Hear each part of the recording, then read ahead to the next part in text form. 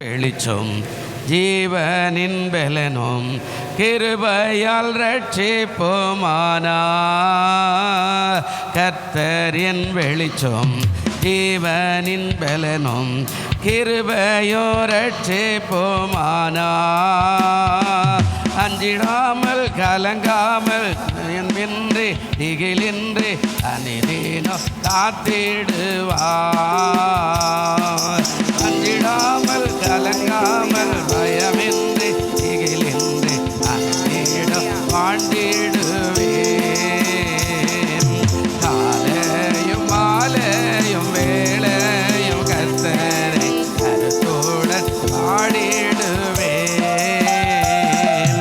காலையும் மாலையும் வேளையும் கர்த்தரை கருத்துடன் பாடிடுவேன்.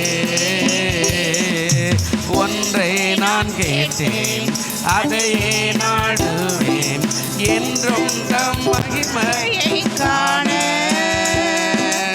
ஒன்றை நான் கேட்டேன் அதையே நான் கேட்பேன் என்றும் தம் மகிமையை காண. ஜீவனுள்ள நாளெல்லாம் ஆலயத்தில் தங்குவதை வாஞ்சித்து நாடுகிறேன். ஜீவனுள்ள நாளெல்லாம் ஆலயத்தில் தங்குவதை வாஞ்சித்து நாடுகிறேன். காலையும் மாலையும் வேளையில் கர்த்தரை கருத்துடன் பாடிடுவேன். காலையும் மாலையும் வேளையும் கர்த்தரை கருத்துடன் பாடிடுவேன். தீங்கு நாளில் தம் கூடார மறைவில் தேடி தென்னை மறைப்பார். தீங்கு நாளில் தம் கூடார மறைவில் தேடி தென்னை மறைப்பார். உன்னதத்தில் மறைவாக ஒளி தென்னை பாதுகாத்து உயர்த்துவா கண்மலை மேல். உன்னதத்தில் மறைவாக ஒளி தென்னை பாதுகாத்து உயர்த்துவா கண்மலை மேல். காலையும் மாலையும் வேளையும் கர்த்தர் கருத்துடன் பாடிடுவேன். காலையும் மாலையும் வேளையும் கர்த்தர் கருத்துடன் பாடிடுவேன். ஜெபிப்போம். அல்லேலூயா. நன்றி ஆண்டவரே, உம்மை துதிக்கிறோம், உம்மை ஸ்தோத்திரிக்கிறோம். அன்பின் தகப்பனே, இந்த அருமையான ஆசீர்வதிக்கப்பட்ட இந்த மன மகிழ்ச்சி நாளுக்காய் நன்றி செலுத்துகிறோம் ஆண்டவரே. இந்த நாளில் கூட இந்த ஆராதனைக்காய் நாங்கள் வந்திருக்கிறோம் ஐயா. ஆண்டவரே, இந்த ஆராதனை நீங்கள் இறங்கி ஆசீர்வதிக்கும்படியாய் ஜெபிக்கிறோம் ஆண்டவரே. பாடல்களுக்காய் உம்மை துதிக்கிறோம் ஆண்டவரே. வர்ஷிப்காய் உம்மை ஸ்தோத்திரிக்கிறோம் ஆண்டவரே. ஆண்டவரே, தேவனுடைய வார்த்தைக்காய் உம்மை துதிக்கிறோம் ஆண்டவரே. ஆவியானவர் எல்லாவற்றிலும் ஆண்டவரே, பரிசுத்த ஆவியானவர் இறங்கி ஆளுகை செய்த ஆண்டவரே, தேவனுடைய நாமத்தை மகிமைப்படுத்த பரிசுத்த ஆவியானவர் ஆளுகை செய்யும்படியாய் ஜெபிக்கிறேன் ஆண்டவரே. உடைய நாமம் மட்டும் மகிமைப்படும்படியாய் துதிக்கிறோம் ஆண்டவரே. ஆவியானவரே, அறிவிப்புக்காய் காணிக்கையின் பகுதி நேரங்களுக்காய் உம்மை ஸ்தோத்திரிக்கிறோம். ஆரம்பம் முதல் முடிவு வரைக்கும் தெய்வீக பிரசன்னம், வல்லமை, அபிஷேகம் ஆண்டவரே நிறைவாய் இறங்கி ஆளுகை செய்யும்படியாய் துதிக்கிறோம் ஐயா. பரிசுத்த ஆவியானவர் ஆளுகைக்குள்ளாய் எல்லாவற்றையும் அர்ப்பணிக்கிறோம். இயேசுவின் நாமத்தில் ஜெபிக்கிறோம் எங்கள் ஜீவனுள்ள பிதாவே, ஆமென். உட்காரும். உம் அன்பை நம்பும் நான் பாக்கியவான், அன்பையே நம்பியிருப்பேன். உம்மை நம்பும் நான் பாக்கியவான், உம்மையே நம்பியிருப்பேன். உம் அன்பை நம்பும் நான் பாக்கியவான், உம் அன்பையே நம்பியிருப்பேன். உம்மை நம்புவேன், உம்மை நம்புவேன், உம்மையே நம்பியிருப்பேன். உம்மை நம்புவேன், நான் உம்மை நம்புவேன், உம் அன்பையே நம்பியிருப்பேன். உம்மை நம்பும் நான் பாக்கியவான், உம்மையே நம்பியிருப்பேன். உம் அன்பை நம்பும் நான் பாக்கியவான் உம் அன்பையே நம்பியிருப்பேன் நீர்தானே என் துணையானி என் கேடகமும் மானி நீர்தானே என் துணையானி என் கேடகமும் மானி என்னை நினைப்பவரே ஆசீர்வதிப்பவரே என்னை நினைப்பவரே என்னை ஆசீர்வதிப்பவரே உம்மை நம்புவேன் நான் உம்மை நம்புவேன் முடிவு பரியந்தம் உம்மை நம்புவேன் உம்மை நம்புவேன் நான் உம்மை நம்புவேன் முடிவு பரியந்தம் உம்மை நம்புவேன் உம்மை நம்பும் நான் பாக்கியவான் உம்மையே நம்பியிருப்பேன் உம் அன்பை நம்பும் நான் பாக்கியவான் உம் அன்பையே நம்பியிருப்பேன் உம்மை நம்பும் மனிதர்கள் யாவரையும் உம் கிருபை சூழ்ந்து கொள்ளும் உம்மை நம்பும் மனிதர்கள் யாவரையும் உம் கிருபை சூழ்ந்து கொள்ளும் குற்றப்பட்டு போவதில்லை நான் வெட்கப்பட்டு போவதில்லை குற்றப்பட்டு போவதில்லை நான் வெட்கப்பட்டு போவதில்லை உம்மை நம்புவேன் நான் உம்மை நம்புவேன் முடிவு பரியந்தம் உம்மை நம்புவேன் உம்மை நம்புவேன் நான் உம்மை நம்புவேன் முடிவு பரியந்தம் உம்மை நம்புவேன் உம்மை நம்பும் நான் பாக்கியவான் உம்மையே நம்பியிருப்பேன் உம் அன்பை நம்பும் நான் பாக்கியவான் உம் அன்பையே நம்பியிருப்பேன் சீயோன் பர்வதம் இருப்பதைப் போல் அசையாமல் நிலைத்திருப்பேன் சீயோன் பர்வதம் இருப்பதைப் போல் அசையாமல் நிலைத்திருப்பேன் ஆகாமியத்தின் கொடுங்கோல் என் மேல் நிலைப்பதில்லை ஆகாமியத்தின் கொடுங்கோல்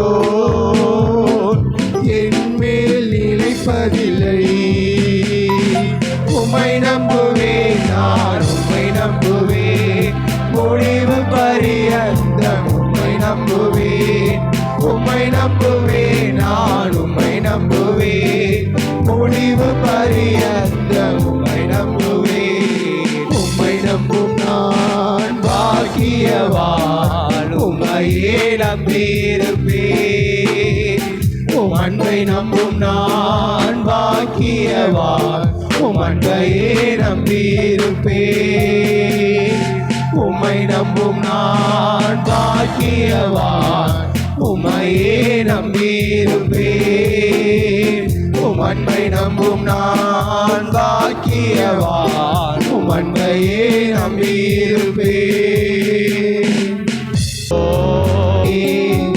எலியாவின் தேவனே அவர் இறங்கிடும் நேரமே எலியாவின் தேவனே அவர் இறங்கிடும் நேரமே நான் ஒருவன் மாத்திரம் நீந்திருக்க பாகாலின் படைகளை எதிர்த்திடுவேன் நான் ஒருவன் மாத்திரம் நீந்திருக்க பாகாலின் படைகளை எதிர்த்திடுவேன் நான் ஜெபிக்க ஜெபிக்க அவர் தலையசைப்பார் ஜெபிக்க ஜெபிக்க அவர் தலையசைப்பார் நெருப்பாய் இறங்கிடுவார் என் தேவன் நெருப்பாய் இறங்கிடுவார் ஆவியே ஆவியே ஆவியே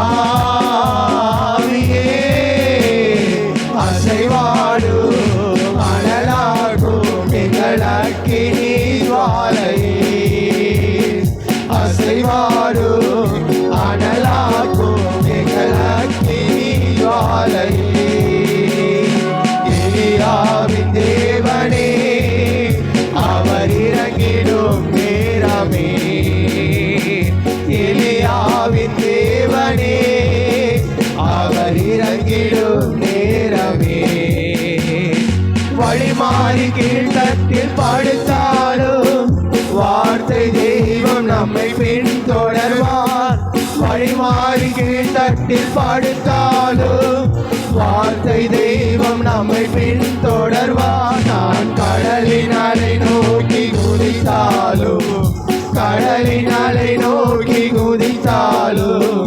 மீனை கொண்டு மீட்பார் என் ஜீவனை மீனை கொண்டு மீட்பார் ஆவியே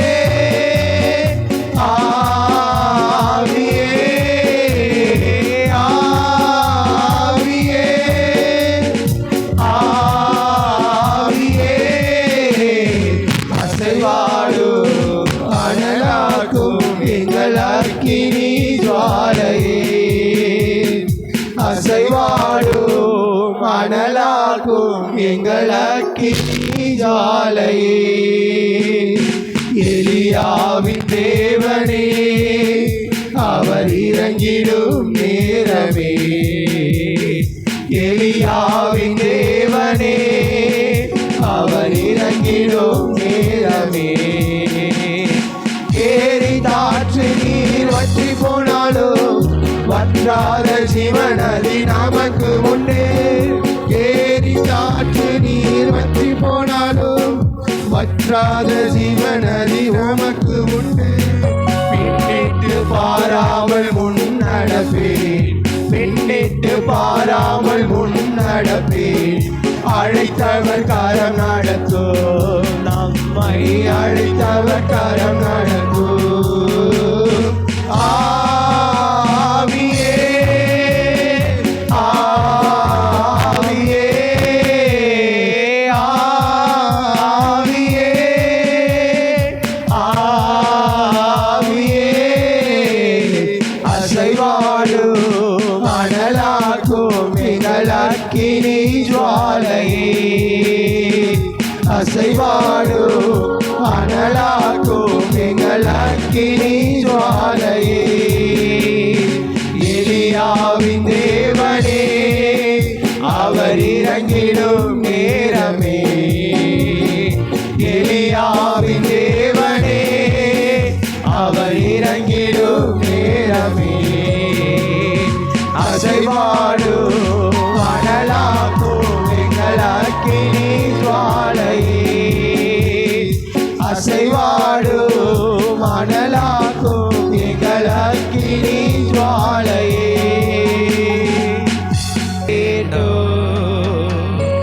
காயப்பட்ட மனிதரெல்லாம் கல்வாரி வர வேண்டும் கர்த்தர் உம்மை காண வேண்டும் காயப்பட்ட மனிதரெல்லாம் கல்வாரி வர வேண்டும் கர்த்தர் உம்மை காண வேண்டும் வரவட்டுமே எங்கும் பற்றி எரியட்டுமே எழுப்புதல் வரவட்டுமே எங்கும் பற்றி எரியட்டுமே ஐயா எங்கும் பற்றி எரியட்டுமே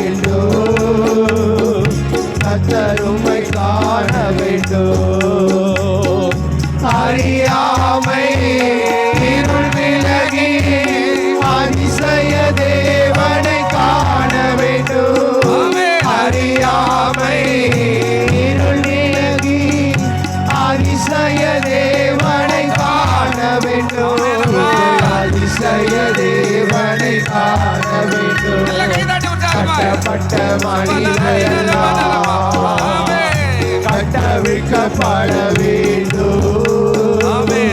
காயப்பட்ட மனிதரெல்லாம் கல்வாரி வர வேண்டும். கர்த்தர் உம்மை காண வேண்டும். காயப்பட்ட மனிதரெல்லாம் கல்வாரி வர வேண்டும். கர்த்தர் உம்மை காண வேண்டும். பாவங்கள் சாபங்கள் பாரத தேசத்தில் மறைய வேண்டும். பாவங்கள் சாபங்கள் பாரத தேசத்தில் மறைய வேண்டும். எங்கள் பாரத தேசத்தில் மறைய வேண்டும். கட்டப்பட்ட மனிதரெல்லாம் கட்டவிழ்க்கப்பட வேண்டும். காயப்பட்ட மனிதரெல்லாம் வர வேண்டும். கர்த்தர் உம்மை காண வேண்டும். காயப்பட்ட மனிதரெல்லாம் கல்வாரி வர வேண்டும். கர்த்தர் உம்மை காண வேண்டும். இமய முதல் குமரி வரை இயேசுவின் ரத்தம் பாய வேண்டும். இமய முதல் குமரி வரை இயேசுவின் ரத்தம் பாய வேண்டும். எங்கள் இயேசுவின் ரத்தம் பாய வேண்டும். கட்டப்பட்ட மனிதரெல்லாம் கட்டவிழ்க்கப்பட வேண்டும். காயப்பட்ட மனிதரெல்லாம் கல்வாரி வர வேண்டும். கர்த்தர் உம்மை காண வேண்டும். காயப்பட்ட மனிதரெல்லாம் கல்வாரி வர வேண்டும். கர்த்தர் உம்மை காண வேண்டும். உண்மையான ஊழியர்கள் உலகமெங்கும் செல்ல வேண்டும். உண்மையான ஊழியர்கள் உலகமெங்கும் செல்ல வேண்டும். உலகமெங்கும் செல்ல வேண்டும். கட்டப்பட்ட மனிதரெல்லாம் கட்டவிழ்க்கப்பட வேண்டும். காயப்பட்ட மனிதரெல்லாம் கல்வாரி வர வேண்டும். கர்த்தர் உம்மை காண வேண்டும். காயப்பட்ட மனிதரெல்லாம் கல்வாரி வர வேண்டும். கர்த்தர் உம்மை காண வேண்டும். சபைகள் எல்லாம் தூய்மையாகி சாட்சியை வாழ வேண்டும். சபைகள் எல்லாம் தூய்மையாகி சாட்சி வாழ்வு வாழ வேண்டும். சாட்சி வாழ்வு வாழ வேண்டும். கட்டப்பட்ட மனிதரெல்லாம் கட்டவிழ்க்கப்பட வேண்டும். காயப்பட்ட மனிதரெல்லாம் கல்வாரி வர வேண்டும். கர்த்தர் உம்மை காண வேண்டும். காயப்பட்ட மனிதரெல்லாம் கல்வாரி வர வேண்டும். கர்த்தர் உம்மை காண வேண்டும். எழுப்புதலே பரவட்டுமே, எங்கும் பற்றி எரியட்டுமே. எழுப்புதலே பரவட்டுமே, எங்கும் பற்றி எரியட்டுமே. எங்கும் பற்றி எரியட்டுமே. கட்டப்பட்ட மனிதரெல்லாம் கட்டவிழ்க்கப்பட வேண்டும்.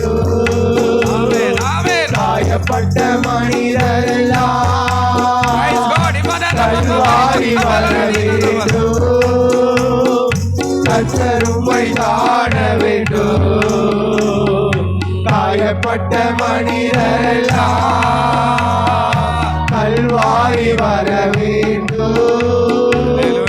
கர்த்தர் உம்மை காண வேண்டும். நன்றி நன்றி நன்றி.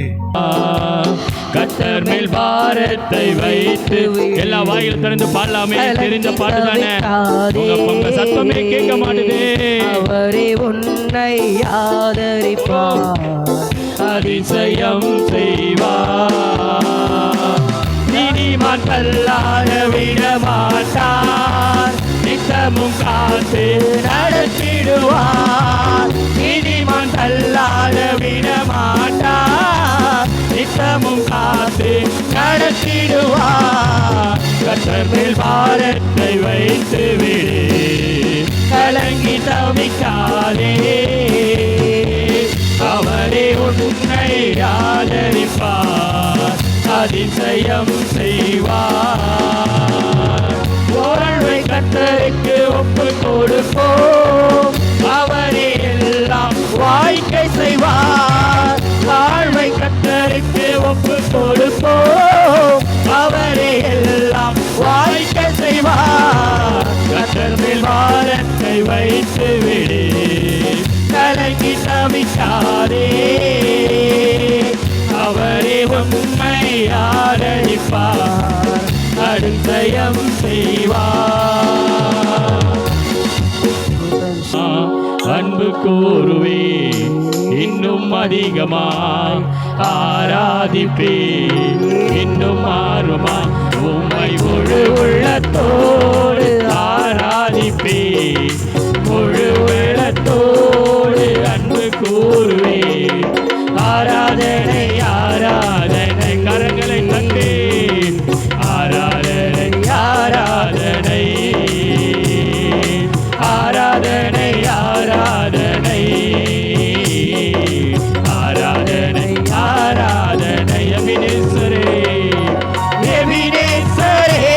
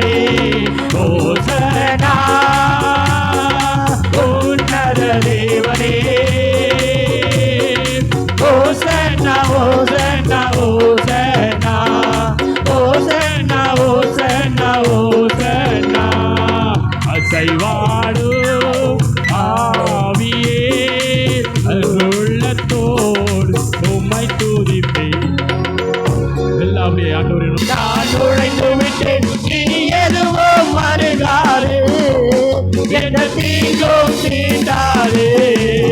ரத்த கோட்டைக்குள்ளே நான் நுழைந்து விட்டேன், இனி எதுவும் அணுகாது, எந்த தீங்கும் தீண்டாது. நேசரின் ரத்தம் என் மேலே நெருங்காது சாத்தா, நேசரின் ரத்தம் என் மேலே நெருங்காது சாத்தா. பாசமாய் சிலுவையில் பலியானா, பாவத்தை வென்று விட்டார். ஏற்று பாசமாய் சிலுவையில் பலியானா, பாவத்தை வென்று விட்டார்.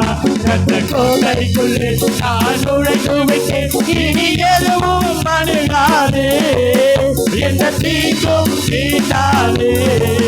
ரத்த கோட்டைக்குள்ளே நான் நுழைந்து விட்டேன், இனி எதுவும் அணுகாது, எந்த தீங்கும் தீண்டாது. தேவனுடைய வார்த்தைக்காய் சிறிது நேரம் ஜெபம் பண்ணுங்க. நீங்களும் கேளுங்க ஆண்டவர்கிட்ட.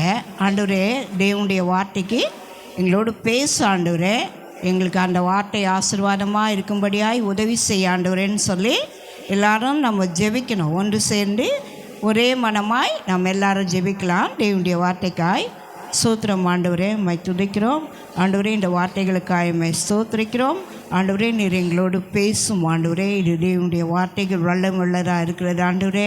இதில் பெரிய ஆசீர்வாதங்களும் நன்மைகளும் இருக்கிறது. நீர் எங்களோடு பேசும், நாங்கள் கேட்கிறோம். தடைகளெல்லாம் மாற்றி ஆசீர்வதிங்க, பெரிய காரியங்களையும் செய்யுங்க. இயேசுவின் நாமத்தில் பிதாவே, ஆமென்.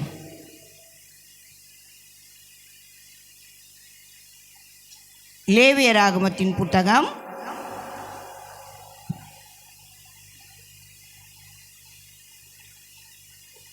26ஆம் அதிகாரம் 3வது வசனத்தையும் அதுக்கப்புறம் மேலே 2வது வசனத்தையும் நான் வாசிக்கலாம். முதல் 3வது வசனம் வாசிக்கலாம். நடந்து என் கற்பனைகளை கைக்கொண்டு அவைகளின்படி செய்தால், என் ஓய்வு நாட்களை ஆசரித்து என் பரிசுத்த ஸ்தலத்தை குறித்து பயபக்தியாய் இருப்பீர்களாக, நான் கர்த்தர். ஆண்டவருடைய கரத்தில் இந்த வார்த்தை என்ன சொல்லப்படுதுன்னா, தேவனுடைய ஓய்வு நாட்களுக்கு ஆண்டிய ஆசீர்வாதம் இது. இதில் ஒரு 3 ஆசீர்வாதங்கள் இருக்கிறது. முதல் ஆசீர்வாதம் என்னன்னு சொன்னாக்கா, முதலாவது நாம் என்ன செய்யணும்னா, ஓய்வு நாட்கள் பரிசுத்த நாளை நாம் என்ன செய்யணுமா, ஆசரிக்கணுமா. ஓய்வு நாள் பரிசுத்த நாள் என்று சொன்னால் இந்த ஞாயிற்றுக்கிழமை ஆராதனை தான் இல்லையா. ஆண்டவர் என்ன விரும்புகிறார்னா, அவருடைய ஆராதனையில் நாம் அவரை ஆராதிக்கணும்னு வாஞ்சிக்கிறார். ஆண்டவர் அதற்காக தான் நம்ம எல்லாரையும் தெரிந்து கொண்டிருக்கிறார். நம்ம அதற்காக தான் தேவனுடைய ஆலயத்துக்கு வரோம். நம்ம என்ன செய்யணும்னா, முதலாவது ஆண்டவர் என்ன சொல்கிறாருன்னா, ஆசீர்வாதம் உங்களுக்கு வேணும் இல்லையா. எல்லாருமே நம்ம என்ன செய்யணும், ஆசீர்வாதம் தான் கேட்போம். யாரும் சாபத்தெல்லாம் விரும்ப மாட்டோம், கஷ்டத்தை விரும்ப மாட்டோம், போராட்டத்தை விரும்ப மாட்டோம், வியாதியை விரும்ப மாட்டோம். நமக்கு முதல்ல என்ன வேணும், ஆசீர்வாதம் தான் வேணும். அப்போ அந்த ஆசீர்வாதத்தை நீங்கள் எப்படி பெற்றுக்கொள்ள முடியும் அப்படின்னு சொல்லி ஆண்டவர் என்ன செய்கிறாருன்னா, இஸ்ரவேல் மக்களுக்கு இதை சொல்கிறார். முதலாவது நீங்கள் என்ன செய்யுங்கன்னா, ஓய்வு நாளே ஆசரிக்க கடவீர்கள். ஓய்வு நாளுக்கு தான் இதை சொல்கிறாரு. 3வது வசனம் சொல்கிறாரு, நீங்கள் என் கட்டளைகளின்படி நடந்து என் கற்பனைகளை கைக்கொண்டு அவைகளின்படி செய்தால். கட்டளை, கற்பனை, எல்லாருக்கும் ஒரு கட்டளை இருக்கிறது, எல்லாருக்கும் ஒரு கற்பனை இருக்கிறது. எல்லாருக்கும் ஒரு காரியங்களை வாய்க்க செய்யணும்னா அதற்கு ஒரு திட்டங்கள் இருக்கிறது இல்லையா. இப்போ நாம் என்ன செய்கிறோம், ஒரு வேலைக்கு போகிறோம். அவன் சொல்லுவான், நீ 9:30க்குள்ளே நீ ஆஃபீஸில் சைன் பண்ணலைன்னா நீ என்ன பண்ணு, வேலையை விட்டு போயிடணுமா இல்லையா. ஸ்கூலில் பிள்ளைங்களை என்ன சொல்கிறாங்க, 8:45க்கு நீ உள்ளே இல்லைன்னா வெளியே போ, கேட்டை விட்டு வெளியே போயிடு. அப்போ ஆண்டவர் உலக மக்களை விட அதிகமாக இதையெல்லாம் எதிர்பார்க்கிறார் ஆண்டவர். நாம் நினைக்கிறோம் எப்போ நம்ம ஓய்வு நாள், இந்த வாரம் போகணுமா, அடுத்த வாரம் ரெஸ்ட் எடுத்துப்போம், இல்லை அடுத்த வாரம் வேலை வந்துருச்சு, அடுத்த வாரம் நம்ம அங்கே போகணும். இல்லை, ஆண்டவர் என்ன சொல்கிறாருன்னா, ஓய்வு நாள்னா ஓய்வு நாளில் கண்டிப்பாக நீ பரிசுத்த ஆலயத்தில் தான் இருக்கணும். அதான் ஆசீர்வாதம். நீ ஆசீர்வாதம் வேணும்ன்றல, எப்படி உனக்கு ஆசீர்வாதம் வேணும்ன்ட்டு நீ தாறுமாற அந்த ஆசீர்வாதம் கிடைக்குமா? கிடைக்காது. ஆண்டவர் என்ன செய்கிறாருன்னா, அந்த ஓய்வு நாளில் நீ கரெக்டாக இரு. நமக்கு டைமிங்னா 8 to 10 இல்லையா? அப்போ நம்ம என்ன பண்ணுறோம்,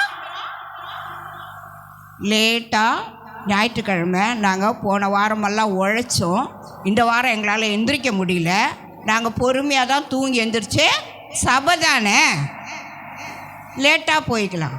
அப்போ இந்த வாரமெல்லாம் எத்தனை டைமுக்கு நீங்கள் போகிறீங்க? ஆஃபீஸ் போகிறவங்க கரெக்டாக போயிருப்பீங்க, ஸ்கூல் போகிறவங்க போயிருப்பீங்க, காலேஜ் போகிறவங்க போயிருப்பீங்க இல்லையா? வீட்டில் இருக்கிறவங்க கரெக்டாக டைம் கேண்டு அவங்க போகிறதுக்கு சமையல் பண்ணிகிட்ருப்பீங்க. வீட்டில் இருக்கிறவங்களுக்கும் டைமிங் இருக்குது இல்லையா? கரெக்டாக எழுந்து சமைச்சிட்ருப்பீங்க, எல்லாம் செய்திருப்பீங்க. அப்போ ஆண்டவர் என்ன சொல்கிறாருன்னா, அந்த ஆசீர்வாதம்லாம் நான் தானே உனக்கு கொடுத்துருக்குறேன். நீ முதலாவது என்னை ஆராதனையில் பரிசுத்தமாக ஆராதனையில் உட்காரு, என்னை பரிசுத்தமாக ஆராதனை செய், அப்போ நான் உன்னை ஆசீர்வதிக்கிறேன். இந்த மாத வாக்குத்தத்தம் என்ன படித்தோம்? தேவன் தாமே இந்த மாத வாக்குத்தத்தம், தேவன் தம்முடைய ஐஸ்வர்யத்தின்படி உங்கள் குறைகள் எல்லாம் கிறிஸ்து இயேசுக்குள் மகிமையிலே நிறைவாக்குவார். அப்போ நம்ம தேவன் யாருங்க? முதல்ல சொன்னீங்களே வசனத்தில், முதல்ல நம்முடைய தேவன் ஐஸ்வர்யவானுங்க. பிச்சைக்கார தேவனா? பிச்சைக்கார ஆண்டவரா? இல்லையே, ஐஸ்வர்யவான் அவர் தான். அதனால தான் சொன்னார், என்னுடைய ஐஸ்வர்யத்தில் உங்களை நான் ஆசீர்வதிக்கிறேன், என்னுடைய ஐஸ்வர்யத்தில் மகிமையில் உங்களை ஆசீர்வதிக்கிறேன். எப்படி வரும் அந்த ஆசீர்வாதம்? ஆண்டவரை நம்ம பரிசுத்தமாய் தேடணும். ஆண்டவர் அதை அதிகமாக விரும்புகிறாரு. அவருக்கு என்ன வேலை? நம்ம என்ன அந்த ஒரு நாள் பரிசுத்த ஓய்வு நாளே நம்ம கண்டிப்பாக தேவனுடைய ஆலயத்துக்கு வரணும். கண்டிப்பாக நம்ம என்ன செய்யணும்? ஆராதிக்கணும். கண்டிப்பாக நம்ம என்ன செய்யணும்? சத்தியத்தை கேட்கணும். இந்த வாரமெல்லாம் உலகத்திலேயே இருக்கிறோம், உலகத்திலேயே வாழ்ந்து கொண்டிருக்கிறோம், உலகத்தில் எல்லா காரியம் செய்கிறோம். 7வது நாள் சபைக்கு வரும் இல்லையா? எவ்வளோ பாடு இருக்கும், எவ்வளோ உபத்திரவம் இருக்கும், எவ்வளோ பிரச்சனை இருக்கும். இதையெல்லாம் நம்ம என்ன பண்ணணும்? தேவ சமூகத்தில் இறக்கி வைக்கணும். அப்போது ஆண்டவர் என்ன பண்ணுவார்? நம்மை ஆசீர்வதிப்பார். இப்போ நாம் என்ன பண்ணுறோம்? திருவனந்தத்துக்கு வந்தால் மட்டும் போதும். திருவனந்தத்துக்கு இடம் இருக்க மாட்டேங்குது சர்ச்சில். திருவனந்த அன்னைக்கு இருக்குதா இல்லையா? நீங்களே பாருங்கள். நான் தப்பாக சொல்கிறேன், எனக்கு அந்த காரியமே தேவையில்லை. நீங்களே பாருங்கள், திருவனந்தத்துக்கு இடம் கிடையாது சர்ச்சில். மற்ற வாரம் பார்த்தா நிறைய ஜாலியாக தாராளமாக சின்ன பிள்ளைங்க கூட உட்காந்துக்கலாம், பெரியவங்களும் 2 சேரில் கூட 2 கால் வச்சுன்னு கூட உட்காந்துக்கலாம். ஏன்? ஆண்டவர் அதை விரும்புறது இல்லைங்க. ஆண்டவர் சொல்கிறாரு, என்னுடைய ஓய்வு நாளை நீ என்ன செய்ய? சாப்பிட்றாத, பரிசுத்த குலைச்சல் ஆக்கிடாத, என் ஓய்வு நாளை நீ கடைப்பிடின்றாரு. அதன் நிமித்தம் நான் உன்னை ஆசீர்வதிப்பேன், அது நிமித்தம் உன்னுடைய குடும்பம் ஆசீர்வதிக்கப்படும், உன்னுடைய பிள்ளைகள் ஆசீர்வதிக்கப்படும். நம்ம நிர்விசாரமாக சபைக்கு வரக்கூடாது, நிர்விசாரமாக எதையும் செய்யக்கூடாது. இன்னைக்கு போகலான்னா இல்லைனா நாளைக்கு போகலாம், அடுத்த வாரம் போய்க்கலாம். ஆண்டவர் அதை விரும்புறதில்ல. அதை தான் இங்கே என்ன சொல்கிறாருன்னா, நீங்கள் என் கட்டளைகளை கை கொள்ளுங்க, கற்பனையை கை கொள்ளுங்க, ஓய்வு நாட்களை ஆசரித்து என் பரிசுத்த ஸ்தலத்தை பயபக்தியாக இருங்க அப்படின்னு ஆண்டவர் சொல்கிறார். நாம் அதை அசட்டை பண்ணக்கூடாது. ஆண்டவர் விரும்புகிறதெல்லாம் அவரை ஆராதித்து நாம் தேவ சமூகத்தில் அவரை தொழுது கொள்ள வேண்டும்னு ஆண்டவர் அதிகமாய் விரும்புகிறார். நாம் என்ன செய்யணும்னா சனிக்கிழமை நைட்டே ஜெபம் பண்ணி படுத்து பாருங்க. இந்த வாரம் நான் சொல்கிறேன், அடுத்த வாரம் நீங்கள் சனிக்கிழமை நைட்டு ஜெபிச்சுட்டு படுங்க. ஆண்டவரே, நாளைக்கு நான் ஓய்வு நாள் ஆராதனைக்கு நான் போகணும், எனக்கு விடுதலை கொடு. இந்த ஒரே வார்த்தை சொல்லிட்டு நீங்கள் ஜெபம் பண்ணி படுங்க. அடுத்த வாரம் நீங்கள் சபைக்குள்ளே தான் இருப்பீங்க. மறுநாள் ஞாயிற்றுக்கிழமை காலையில் அந்த கட்டளை பிரமாணங்கள் எல்லாம் ஆண்டவர் என்ன செய்கிறாருன்னா, நீ கை கொள்ளணுன்றாரு. அதான் உன்னுடைய பிரமாணமே. அதை நாம் என்ன செய்கிறோன்னா அசட்டையாக விட்டுடுறோம். நாம் இன்னைக்கு ஒரு உடம்பு முடியல ஆண்டவரே, நான் படுத்துக்கிறேன். ஆண்டவர் ஒன்றும் சொல்ல மாட்டார். சரிப்பா படுத்துக்கோ. மறுநாள் எழுந்து நான் இங்கே போனால் ஆசீர்வதி ஆண்டவரை. எப்படி ஆசீர்வதிப்பார்? நேற்று நீ என்ன சொன்ன? நான் படுத்துக்கிறேன், இன்றைக்கி படுத்துக்கிறேன் ஆண்டவரேன்னு சொன்னேன். இப்போ நான் நாளைக்கு மட்டும் உன்னை எப்படி ஆசீர்வதிப்பேன்?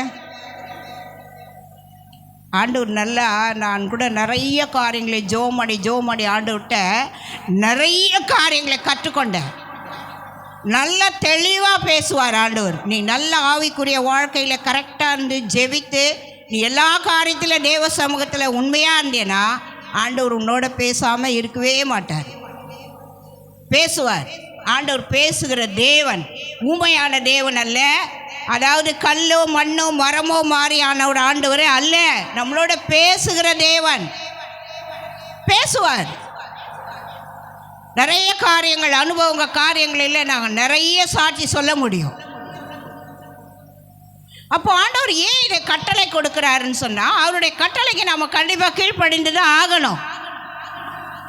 ஆண்டவர் அப்போ தான் சொல்கிறார், நான் உன்னை ஆசீர்வதிக்கிறேன் அப்படின்றாரு. அடுத்து என்ன சொல்கிறாருன்னா, லேவியராகமம் 19:30 சொல்கிறாரு பாருங்க. அதே லேவியராகமம் 19ஆம் அதிகாரம் 30வது சொல்கிறாரு பாருங்க. ஆசரித்து குறித்து நான் கர்த்தர். மறுபடியும் சொல்கிறாரு, என் ஓய்வு நாளை நீ என்ன பண்ணு? ஆசரித்து பரிசுத்தமாயிரு அப்படின்றாரு. அடுத்த காரியமும் சொல்கிறாரு. உபாகம் 28:1 என்ன சொல்கிறாரு பாருங்க. உபாகமம் எல்லாம் இருக்கும்படிக்கு செவி கொடுப்பாயானால் உன் தேவனாகிய கர்த்தர் சகல ஜாதிகளிலும் உன்னை மேன்மையாக வைப்பாராம். எப்படி வைப்பாரு? சகல ஜாதிகளிலும் உன்னை மேன்மையாக வைப்பார். இப்போது நம்ம தமிழகத்தில் சகல ஜாதியும் இருக்கிறோமா இல்லையா? எல்லா ஜாதியும் இருக்கிறோம். இந்த ஜாதிகள் மத்தியில் அவர் என்ன சொல்கிறாருன்னா, உன்னை அவ்வளோ உயர்த்தி ஆசீர்வதிப்பாராம். அவருடைய கட்டளைகளையும் கற்பனைகளையும் கீழ்ப்படியும் பொழுது. அதை தான் இங்கே சொல்கிறார் இல்லையா? அவருடைய சத்தத்துக்கு உண்மையாய், அவருடைய சத்தத்தை நம்ம எப்படி கேட்போம்? நாம் உண்மையாக இருந்து ஜெபம் பண்ணி பரிசுத்தமாக இருந்து உபவாசம் போட்டு ஜெபம் பண்ணோம்னா தான் அவர் சத்தத்தையே நம்ம கேட்க முடியும். இதுவரைக்கும் நாம் தேவ சத்தத்தை கேட்டிருக்கிறோமா? ஜெபம் பண்ணி தேவ சத்தம் கேட்டிருக்கீங்களா? தேவன் உங்களோட பேசியிருக்கிறாரா? பேசுவார். ஆண்டவர் பேசாதவர் இல்லை, பேசுவார். வேதத்தில் வாசம்னா எல்லா ஊழியக்காரர்களோட பேசியிருக்கிறார். ஆபிரகாமோடு பேசுகிறாரு, நோவாவோடு பேசுகிறாரு, யாக்கோபோடு பேசுகிறாரு, ஈசாக்கோடு பேசுகிறாரு. வேத ஆதியாகமத்திலிருந்து வந்தீங்கன்னா வெளிப்படுதல் வரைக்கும் பேசியிருக்கிறார் ஆண்டவர். ஆண்டவர் பேசாத இடங்களே கிடையாது. என்னைக்காவது ஆண்டவர் சத்தம் கேட்டிருக்கீங்களா? கேட்கணும். நாம் யார்? கர்த்தருடைய பிள்ளைங்க. நாம் ஞானஸ்நானம் எடுத்து தேவ சமூகத்துக்கு ரட்சிக்கப்பட்டு வந்திருக்கிறோம். கர்த்தர் சத்தத்தை நாம் கேட்கணும். நிறைய காரியத்தில் ஆண்டவர் பேசுவார். வேதத்தோடு பேசுவார். தீர்க்கதரிசிகளை கொண்டு பேசுவார். சின்ன பிள்ளையாண்டா கூட சத்தியத்தை சொல்லும் நமக்கு திருப்பி. ஆண்டவர் யாரை கொண்டுனாலும் பேசுவார். ஏலிக்கு யாரை கொண்டு பேசினார்? சாமுவேல். சாமுவேலுக்கு என்ன வயசு? வேதத்தில் வாசிங்கன்னா சின்ன பையன். அவனை கொண்டு ஏலிக்கு பேசினார். இப்பா நீ பேசுப்பா ஆண்டவர்கிட்ட, ஆண்டவர் தான்பா உன்னை கூப்பிட்றாரு. ஏலிக்கிட்ட வந்து சொல்கிறாரு, ஐயா நீங்களா கூப்பிட்டீங்க? இல்லைப்பா நான் இல்லைப்பா. அப்போ அவர் தான் சொல்லி கொடுக்குறாரு, இந்த முறை நீ என்ன செய்ய, கர்த்தாவே சொல்லு, அடியேன் கேட்கிறேன், நீ சொல்லுப்பா. ஆண்டவர் அந்த சின்ன பையனுக்கு ஏலியுடைய பரம்பரை, ஏலியுடைய காரியத்தை அத்தனையும் வெளிப்படுத்துறாரு. ஏலி இப்படி தான் சாவுவார்ப்பா, ஏலி பிள்ளைங்க இப்படி தான்ப்பா இருக்கிறாங்க, ஏலி பிள்ளைங்க இப்படி தான்ப்பா வாழுறாங்க. சாமுவேல் கிட்ட சொல்கிறார். சாமுவேல் முழிக்கிறாரு. இதை போய் நம்ம அந்த பெரியவர்கிட்ட எப்படி சொல்கிறது? அவர் சொல்கிறார், பரவாயில்லப்பா, ஆண்டவர் சொன்னது நீ எனக்கு சொல்லுப்பா. ஆண்டவர் பேசுவாருங்க. இந்த சின்ன பிள்ளைங்க கிட்ட கூட ஆண்டவர் பேசுவார். ஏன் பேசுகிறாரு? நம்மை சரிப்படுத்துவார். ஆண்டவர் நம்மை சரிப்படுத்த நம்மளோட பேசுவார். அதை தான் சொல்கிறாரு, அவர் சத்தத்திற்கு உண்மையாய் செவி கொடுப்பார்களானால் உன் தேவனாகிய கர்த்தர் பூமியில் உள்ள சகல ஜாதிகளிலும் உன்னை மேன்மையாக வைப்பார். அப்போ நாம் என்ன செய்கிறோம்? சரியா ஆண்டோடைய சத்தத்தை கேட்கறது இல்லை. ஆண்டோடைய வார்த்தையை வாரம் கேட்குறோம், ஒரு வாரம் கேட்டு ஒரு வாரம் விட்டுடுறோம். இல்லைங்க, ஆண்டவருடைய வார்த்தையே என்னன்னா, அவர் ரொம்ப நம்மளை நேசிக்கிறார். பார்க்க போனால் இஸ்ரவேல் மக்கள்லேருந்து வாசிக்க பார்க்க போனாக்கா, ஆதியாகமத்திலேருந்து ஆண்டவர் ஒரு பிள்ளைங்களை அவரை ஏற்றுக்கொண்டு வந்துட்டாங்கன்னா அவங்கள அவ்வளவாய் நேசிக்கிறார்.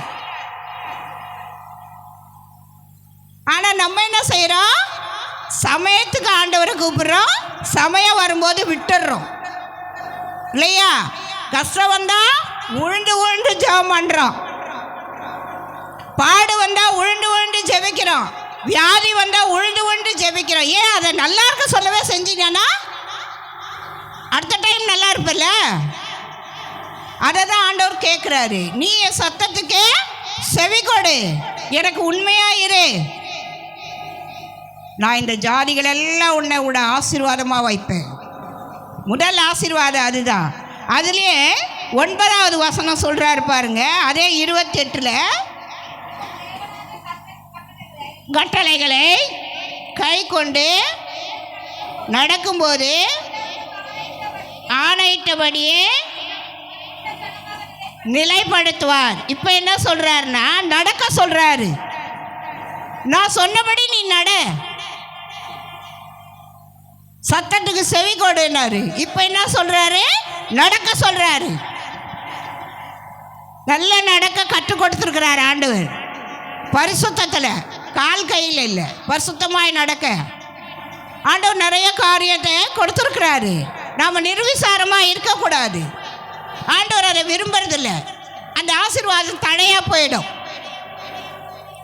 ஆசீர்வாதம் வரும்போது அவசரப்பட்டோம்னா தடையாக போயிடும். நல்ல ஆவைக்குள்ள ஜெபம் பண்ணுவோம், பாசிங் போட்டு, ஏசப்பா இந்த ஆசீர்வாதம் எனக்கு கொடுன்னுவோம். அது இறங்கி வரும்போது அவசரப்பட்டு கடன் வாங்குவோம்.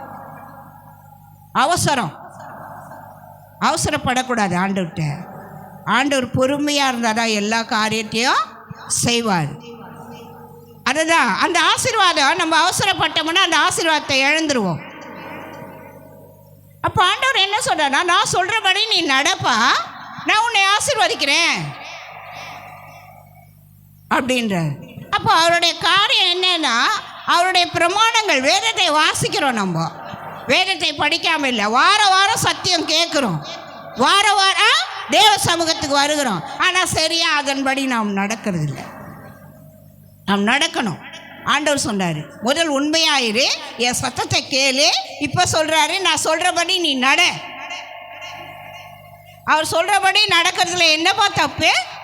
ஒரு தப்பும் கிடையாது. அவர் ஒன்றே நம்மளை தப்பான பாதை கொண்டு போய் குழியில் தள்ளிட மாட்டார், வியாதியில் தள்ள மாட்டார், அக்கிரமத்தில் தள்ள மாட்டார். யாருமே நம்ம ஆண்டவரை குற்றப்படுத்தி பேசவே கூடாது. நீங்கள் நல்லா யோசித்து தியானித்து உட்கார்ந்தீங்கன்னா உங்களுக்கு அந்த பாடு ஏன் வந்ததுன்னு நல்லா உணர்த்துவார் ஆண்டவர். உனக்கு ஏன் இந்த கஷ்டம் வந்துச்சு? நீ செய்கிற தவறு தான் உனக்கு கஷ்டம், நீ செய்கிற தவறு தான் உனக்கு வியாதி, நீ செய்கிற பாவம் தான் உனக்கு வியாதி. ஐயோ எனக்கு நான் ஆண்டவர்கிட்டே இருந்தேன், எனக்கு ஆண்டவர் வியாதி கொடுத்தாரு. ஏன் கொடுத்தார்? ஆண்டவர் வியாதி கொடுக்கவா உங்களோட சபையில் அழைத்தார்? இல்லையே. அவர்கிட்ட வரவனுக்கு சொல்கிறாரு வியாதி இருக்காது, விற்கணும் பொல்லாப்பு எதுவும் இருக்காது, அவை நான் எப்படி ஜீவிக்கிறேனோ அது போல் ஜீவிப்பான். இன்னும் இருக்குது நிறைய வேதத்தில். அப்போ ஏன் இதெல்லாம் சொல்கிறாருன்னா, முதல்ல அவருடைய ஓய்வு நாளை, பரிசுத்த நாளை நம்ம சாப்பிடக்கூடாது. அந்த பரிசுத்த நேரத்தை நாம் குடைச்சல் ஆக்கக்கூடாது. அந்த பரிசுத்த நேரத்தை நாம் அவமானப்படுத்தக்கூடாது. அந்த நேரத்தை நாம் அசிங்கப்படுத்தக்கூடாது. அவர் விரும்புறது அதான். நீ ஓய்வு நாளை பரிசுத்த நாளாய் இருக்க நியமித்து நட, அதன்படி நட, அதன்படி கேளு, நான் உன்னை ஆசீர்வதிக்கிறேன் அப்படின்னு ஆண்டவர் சொல்கிறார். அடுத்தபடியாக என்னன்னா, உலகத்திலேருந்து நம்மளை பிரித்து வைத்திருக்கிறார். என்ன பண்ணியிருக்கிறாரு? உலகத்திலேருந்து விசுவாசியாய் பிரித்து வைத்திருக்கிறார். இப்போ நீங்கள் எல்லாம் உலகத்திலேருந்து பிரிஞ்ச தொண்டு தான் சபைக்குள்ளே அமர்ந்திருக்கிறோம். இல்லைன்னா இப்போ நம்ம வெளியே போனால் எவ்வளோ வேலை இருக்குது, நமக்கு நிறைய வேலை இருக்குது, எல்லாருக்குமே இருக்குது, ஆண்களுக்கும் இருக்குது, பெண்களுக்கும் இருக்குது. அந்த வேலையெல்லாம் நம்ம என்ன பண்ணோம்? இப்போ ஒதுக்கி வச்சுட்டு தான் உலக வேலை அதெல்லாம். இது என்ன வேலை? ஆவிக்குரிய வேலை. இது நம்ம ஆவிக்குரிய வேலை, இது சபை. அது உலக வேலை. உலக வேலையை நம்ம என்ன பண்ணிட்டோம்? ஒதுக்கி வச்சுட்டு சபைக்கு வந்திருக்கிறோம் இல்லையா? அப்போ ஆண்டவர் இதையெல்லாம் நல்லா ஆசீர்வாதமாய் நம்ம நடத்துறதுக்கு நிறைய பிரமாணங்களை, கட்டளைகளை சொல்கிறார். நம்ம என்ன பண்ணுறோம்? ஸ்கூலுக்கு போனால் டைமிங்கோடு போகிறதுக்கு ஒரு கட்டளை போட்டிருக்காங்க ஸ்கூலில். இந்த டைமுக்கு மேலே வந்தால் நாட் அலவுட். ஆஃபீஸ்லேயும் அதே போடுறாங்க. எங்கே போனாலும் என்ன பண்ணுறாங்க? டைமிங் பங்க்சுவாலிட்டியாக கேட்குறாங்க. அப்போ நாம் என்ன செய்கிறோம்? உலகத்துக்கு பயந்து ஓடுறோம், உலகத்துக்கு பயந்து வேலைக்கு போகிறோம், உலகத்துக்கு பயந்து டைமிங்கோடு அதுக்குள்ளே போயிடுறோம். அப்போ ஏன் சபைக்குள்ள டைமிங் வரக்கூடாது? சபைக்கும் டைமிங் இருக்குது இல்லையா? நம்ம சபையோட டைமிங் 8 to 10. எத்தனை ஹவர் அப்போ நம்ம இங்கே உட்கார்றோம்? அதுலேயே 1 ஹவர் சாப்பிட்றோம் இல்லையா? 1 ஹவர் பொறுத்து தான் ஆராதனை முடிஞ்சு, பாட்டு முடிஞ்சு, காணிக்கை முடிஞ்சு, அதுக்கப்புறம் உள்ளே வரும். ஆண்டவர் இந்த இதெல்லாம் விரும்புறதில்லை. இதெல்லாம் நிர்விசாரமான காரியங்கள். ஆண்டவர் எப்பவுமே நேர்மையாக தான் இருப்பார், நேர்மையாக தான் சந்திப்பார் எல்லாத்தையும். வேதம் இருபுறமா கருக்குள்ள பட்டயம், பேசுகிற என்னையும் தாக்கும், மற்றவனையும் தாக்கும். நானும் அந்த காரியத்தில் கீழ்ப்படிஞ்சிருக்கணும் இல்லையா? நான் கீழ்ப்படிஞ்சிருக்கிறேன். ரட்சிக்கப்பட்ட நாள்லேருந்து நான் நிறைய காரியங்கள், ஆராதனையை கட் பண்ண மாட்டேன். ஆமாம், இந்த ஆராதனைக்கு ரட்சிக்கப்பட்ட புதுசில் இன்னும் விசுவாசமாக 8, 6:30 வருவேன். இதில் எவ்வளோ உபத்திரவப்பட்டிருக்கிறேன். ஆராதனைக்கு சீக்கிரம் என் 3 பிள்ளைங்களோட தான் வருவேன். நான் மட்டும் உட்காந்துக்க மாட்டேன். அந்த பிள்ளைங்களையும் கலப்பி கையோடு கொண்டு வருவேன். வீட்டுக்கு போன உடனே நான் சீக்கிரம் வந்ததுக்கு எனக்கு அங்கே இருக்கும் அடி. கவலைப்பட மாட்டேன், பரவாயில்ல. அந்த விசுவாசம் இன்னைக்கே இருக்குது. வயசு ஆனாலும் விசுவாசம் இருந்தால் எப்படி இருப்போம்? நல்ல பலனாக இருப்போம் இல்லையா? ஆபிரகாம் விசுவாசத்தோடு எத்தனை வயசில் பிள்ளைய பெற்றெடுத்தாரு? இப்போ 60 வயசுக்கே நடக்க முடியல. என்ன பண்ண முடியல? 60 வயசுக்கு நடக்க முடியல, பலவீனம். ஆபிரகாமுக்கு 90 வயசு. ஏன்? விசுவாசமாக பார்த்துருந்தாரு.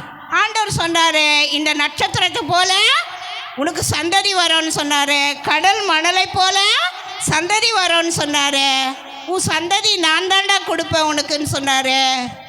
அவர் அவசரப்பட்டு ஆகாரக்கிட்டும் அதையும் சொல்லிட்டாரு, நீ ஆகாருடைய பிள்ளை, உனக்கு சந்ததி கிடையாது. ஆனால் ஆபிரகாம் நிமித்தம் ஆசீர்வதித்தார் இஸ்மாவேலை. அவனை நல்லா ஆசீர்வதிச்சார். ஆனாலும் இந்த ஆசீர்வாதம் இப்போ நம்ம சபைக்குள்ளே உட்கார்ந்துருக்கிறோமே, இந்த ஆசீர்வாதம் அவனுக்கு கிடையாது, ஈசாக்குக்கு தான் அந்த ஆசீர்வாதம்.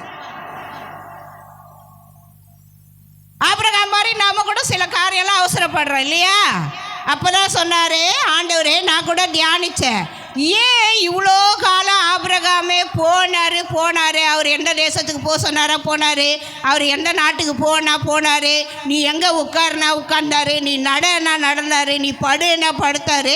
அப்படியாப்பட்டவரை ஒரு இடத்துல சொல்வார், ஆபிரகாமே நீ எனக்கு உத்தமனாய் நடந்து கொள்ளுன்னுவார். இப்போ நான் தியானித்தேன், ஏன் உத்தமனாய் நடக்க சொன்னார்? இவ்வளோ காலம் அவர் உத்தமனாக தானே இருந்தார். ஆமாம், அவர் என்ன பண்ணார், மனைவி பேச்சை கேட்டு ஆகாரை கல்யாணம் பண்ணிக்கினார். ஆண்டவர் அதை விரும்பலை. அதனால தான் சொன்னார், நீ என்ன பண்ண, அவசரப்பட்டுட்ட, அதனால் நீ என்ன பண்ண, உத்தமனாயிரு.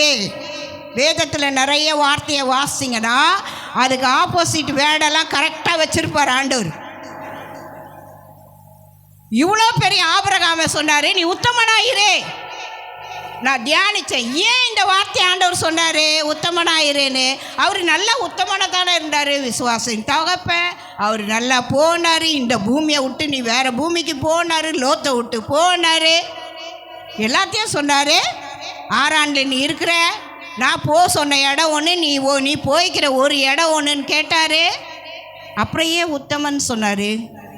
அப்போ தான் நான் யோசித்து தியானித்து ஜெபம் பண்ணி படிக்கும்போது, அவர் அவசரப்பட்டு ஆகார் பொண்டாட்டி சொன்ன உடனே ஆகார் கூட போய் இஸ்மாவேலை பெற்றுக்கிட்டார். இஸ்மாவேலு அவர் சந்ததி கிடையாது. அவர் சொல்லிட்டார், இஸ்மாவேலு சுதந்திரவாளி இல்லை அவன் அப்படின்ட்டார். ஆண்டவர் எல்லாத்துலேயும் கரெக்டாக இருப்பார். இன்றைக்கி நான் உன்னை ஆசீர்வதிப்பேன்னா ஆசீர்வதிப்பார், ஆசீர்வதிக்க மாட்டேன்னு சொல்லிட்டா கடைசி வரைக்கும் ஆசீர்வதிக்க மாட்டார். கொடுப்பேன்னு சொல்லுவார், கொடுப்பார். கொடுக்க மாட்டேன்னா கண்டிப்பாக கொடுக்க மாட்டார். ஏன் இதை செய்கிறார் ஆண்டவர்? அவருடைய பிரமாணங்கள் கட்டளைகள் எல்லாம் நாம் என்ன செய்யணும், கை கொள்ளணும். நாம் என்ன பண்ணுறோம், நிர்விசாரமாக விட்டுடுறோம். ஒரு வாரம் போகிறோம், ஒரு வாரம் போக மாட்டோம். ஒரு நாள் ஜெபிக்கிறோம், மறுநாள் சோர்வாயிடுறோம். ஒரு நாள் துதிக்கிறோம், மறுநாள் சோர்வாயிடுறோம். ஆண்டவர் அதை விரும்புறதில்லை. அவர் பிரமாணத்தை கை கொண்டு அவர் வார்த்தைக்கு கீழ்ப்படிந்து அவர் சொன்ன எல்லா கட்டளைக்கும் நடந்தோம்னா கண்டிப்பாக நம்ம ஆபிரகாமை போல தாவீதை போல ஆசீர்வாதமாக இருப்போம். நான் நிறைய கேட்டு ஜெபிச்சிருக்கிறேன், ஏன் ஆண்டவரை ஆபிரகாம் சீமானாக இருந்தான்ற, தாவீது எல்லாவற்றையும் சவதரித்து வைத்தார். என்ன மாதிரி பொண்ணு தங்கம் பைபிளில் வாசிக்கும் பொழுது பார்த்தா, ஏன் அதில் நாம் கொஞ்சம் கூட இல்லையே? ஆண்டவர் பேசினார், நீங்கள் அவங்கள மாதிரி கீழ்ப்படிஞ்சியா, ஆபிரகாம் மாதிரி கீழ்ப்படிஞ்சியா, தாவீது மாதிரி கீழ்ப்படிஞ்சியா? இல்லையே. எப்படி ஆசீர்வாதம் வரும்? எப்படி நீ ஆசீர்வதிக்கப்படுவ? கீழ்ப்படினோம். நாம் கீழ்ப்படியும் பொழுது தான் ஆண்டவர் உயர்த்துவார். நம்ம கீழ்ப்படியாத அவருடைய கட்டளை பிரமாணங்களை கை கொள்ளாத பட்சத்தில் ஆண்டவர் என்னை உயர்த்தலை. ஆண்டவர் நான் கஷ்டத்தில் இருக்கிறேன், நான் வியாதியில் இருக்கிறேன், நான் பலவீனத்தில் இருக்கிறேன். ஆமாம், நீ பண்ணுற காரியம் நீ சரியில்லை, அதனால் அதில் இருக்கிற. கொஞ்ச நாள் ஆண்டவரை நேசிப்போம், கொஞ்ச நாள் விடுவோம். ஆண்டவர் அப்படி நினைக்கிறதே இல்லை. ஆண்டவர் எப்படி ஈசாக்கை ஆசீர்வதிப்பேன், அவன் தான் சுதந்திரவாளினாரோ, கடைசியில் அவங்க அந்த பலனை கொடுத்தாரு, சாராளுக்கு அந்த பலனை கொடுத்தாரு. சாராள் சிரிச்சிச்சு, ஐயே எனக்கே வயசாயிடுச்சு, இப்போ வந்து சொல்கிறாரு இந்த ஆண்டவர், எனக்கு போய் புள்ள பிறக்குமா? ஆண்டவர் கேட்டார், ஏன் சாராள் சிரிக்கிற?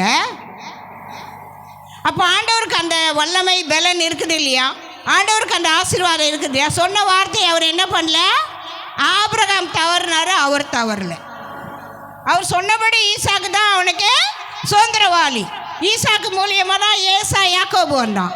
யாக்கோபை வச்சு ஆண்டவர் உயர்த்திட்டார். ஏசா கூட அவசரப்பட்டுட்டான். ஏசாக்கு தான் முதல்ல பார்க்க போனால் நல்ல புத்திர சுவீகாரத்தின் ஆசீர்வாதம் தலைப்புள்ளன்னு. அவன் என்ன பண்ணிட்டான், வயிற்று கஞ்சிக்காக சொத்திய தம்பிக்கிட்ட விற்று போட்டான். ஆண்டவர் பார்த்தார், இவன் வேலைக்கு ஆக மாட்டான். நம்மளை ஒரே ஒரு வார்த்தையில், ஒரே ஒரு செய்கையில் ஆண்டவர் கண்டுபிடிப்பார். இவன் வேலைக்கு ஆக மாட்டான் ஏசா, அவ்வளோதான், விட்டார் ஏசாவை. யாக்கோபு என்ன பண்ணான்? அவங்ககிட்டேருந்து சொத்தியம் வாங்கிக்கினான், கஞ்சியும் கொடுத்தான், எல்லாத்தையும் கொடுத்தான். திருட்டுத்தனமாக போனான், அப்பா கிட்ட போனான். நான் தான்பா ஏசானா. அவர் தொட்டு பார்த்து பேசும்போது, இல்லையே குரல் வேறு மாறிக்குதே. இல்லைப்பா, நான் காட்டிலேருந்து வந்தேன், அதனால் எனக்கு தொண்டெல்லாம் மாறிடுச்சு. நான் தான்பா ஏசா. எல்லாத்தையும் கொடுத்தான், சாப்பிட்டாரு, எல்லா ஆசீர்வாதத்தையும் வாங்கிக்கினா வந்துட்டான். ஏசா வந்து அழுகுறான், அவனை வெட்டாத விட மாட்டேன், என் ஆசீர்வாதத்தெல்லாம் அவன் வாங்கிக்கிட்டான். ஏன்? நீ கீழ்ப்படியில் அவன் கீழ்ப்படிஞ்சான். ஆண்டவர் எப்பவுமே ஆசீர்வாதம் நமக்கு வச்சிருப்பாரு, நாம தான் அதை இழந்துடுறோம். கொஞ்ச நேரத்தில் இழந்துட்டான். கொஞ்ச நேரம் பசி தாங்காம என்ன சொல்லிட்டான்? என் சொத்தெல்லாம் அவனுக்கு கொடுத்துறேன்டா, இதை கஞ்சி குடுறானா. அந்த கஞ்சி இல்லைன்னா செத்தா போயிடுவான். அவன் அதை நினைக்கவே இல்லை. ஆண்டவர் பார்த்தாரு, இவன் என்ன செய்வான்? இவனை அழைச்சா இவன் சரி இருக்க மாட்டான் அப்படின்ட்டா யாக்கோபு அழைச்சார். யாக்கோபு மூலயமா சந்ததியை ஒழிச்சார். யாக்கோபு மூலயமா அவருடைய ஆசீர்வாதங்கள் எல்லாம் நிறைவேற்றிட்டார். அவர் என்னெல்லாம் ஆபிரகாம் சொன்னாரோ அதையெல்லாம் செய்துட்டார். ஏன்? இவன் பிரமாணங்களை கை கொள்ளலை, அவன் கை கொண்டான். அவர் கட்டளையை இவன் கை கொண்டான், அவன் கை கொள்ளலை, அவன் விட்டுட்டான். அது மாதிரி தான் நம்ம ஆண்டவர் நம்மளை நிறைய காரியங்களில் எதிர்பார்க்கிறார். இப்போ நம்மளை உலகத்துலேருந்து வேர் பிரித்து வச்சிருக்கிறாரு. நமக்கெல்லாம் பேர் என்ன? விசுவாசி. நம்மள யாரு? விசுவாசி. நம்ம யாரு? விசுவாசி. உலகத்தில் பார்த்த உடனே சொல்லுவாங்க, ஏம்மா நீ கிறிஸ்தவ பொண்ணு, விசுவாசியா? நம்ம முகத்தை பார்த்த உடனே சொல்லுவாங்க. அப்போ அந்த கிருபை, அந்த பலனை, அந்த ஆசீர்வாதம் நம்ம முகத்தில் இருக்குது. அதனால தான் நம்மளை என்ன சொல்கிறாங்க? நீ விசுவாசிமா இல்லை? அதன்படி நம்ம ஆண்டவர் உலகத்திலிருந்து பிரித்து வைத்திருக்கிறார். அந்த பிரித்து வைத்த காரியங்களில் நாம் சரியாக இருக்கணும். அதை தான் சொல்கிறாரு. அதே லேவியராகமம் 18ஆம் அதிகாரம் 4:5 சொல்கிறார் பாருங்க. லேவியராகமம் 18:4-5 சொல்கிறார். செய்து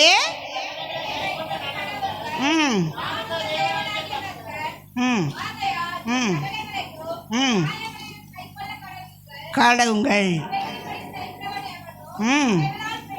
பிழைப்பார். இப்போ என்ன சொல்லிட்டாரு?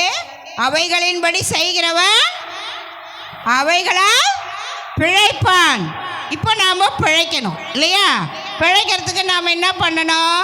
இதை நாம் செய்யணும். என்ன சொன்னார்? நியாயங்களின்படி ஒன்று சொல்கிறாரு. ரெண்டாவது சொல்கிறாரு, என்னுடைய கட்டளை நடவுங்கள், கை கொள்ளுங்க. அடுத்து சொல்கிறார், என் கட்டளை நியாயங்களை கை கொள்வீர்களானார் அவைகளின்படி செய்கிறவன் எவனோ யாராக இருந்தாலும் பிழைப்பானா. யாரு பிழைப்பான்? அப்போ நாம் என்ன பண்ணனா, நாம் பிழைக்கணும்னா வேலைக்கு போகிறவங்கள கேட்டால் என்ன சொல்லுவாங்க? எப்பா நான் பிழைக்க போகிறேன்பா. இப்போல்லாம் படிச்சுட்டாங்க, அதனால் சொல்லுவாங்க, நான் ஆஃபீஸ் போகிறேன், நான் கேபுக்கு போகிறேன், நான் கேப் வரும், நான் போனோம், நான் மாலுக்கு போகிறேன், நான் இங்கே போகிறேன். இப்போ ரொம்ப டீசெண்ட் ஆகிடுச்சு. எது எடுத்தாலும் குழந்தைலேருந்து வயசாயிருந்து கூட இங்கிலீஷ் பேசுது, படிக்கலைன்னா கூட. அது என்ன வார்த்தைன்னு தெரியலன்னா கூட அழகாக இங்கிலீஷில் சொல்கிறாங்க வயசானவங்க கூட. அப்போங்கிறவங்க என்னன்னு சொல்லுவாங்க, எங்கேப்பா போகிறேன்? நான் பொழைப்புக்கு போகிறேன், போடா உனக்கு வேறு வேலை இல்லைன்னுவா. அப்போ ஆண்டவர் என்ன சொல்கிறாருன்னா, இதெல்லாம் நீ செய்தேன்னா பிழைப்ப அப்படின்றாரு. அப்போ நம்ம என்ன செய்யணும்? அவருடைய நிறைய திட்டங்கள் இருக்குது, அவருடைய நிறைய திட்டங்கள் இருக்குது. அந்த திட்டத்தை நாம் வந்து கை கொள்ளணும். 10 கட்டளை இருக்குது. எத்தனை இருக்குது? 10 கட்டளை. யாருக்கனா மறக்காமல் சொல்ல முடியுமா 10 கட்டளைய? யாருக்கனா தெரியுமா? அந்த 10 கட்டளையை நாம் கை கொண்டு ஞாபகத்தில் வைக்கணும். முதல்ல என்ன சொன்னார்? என்னை அன்றி தேவரை வணங்காதே. யாத்ராகமம் 20ஆம் அதிகாரத்தில் இருக்குது, 1லேருந்து இருக்குது பாருங்கள். 10 கட்டளையும் 10 இருக்குது. யாத்ராகமம் 20ஆம் அதிகாரத்தில் இருக்குது, வாசித்து பாருங்க. வேற தேவர்கள் வேண்டாம், வானத்திலும்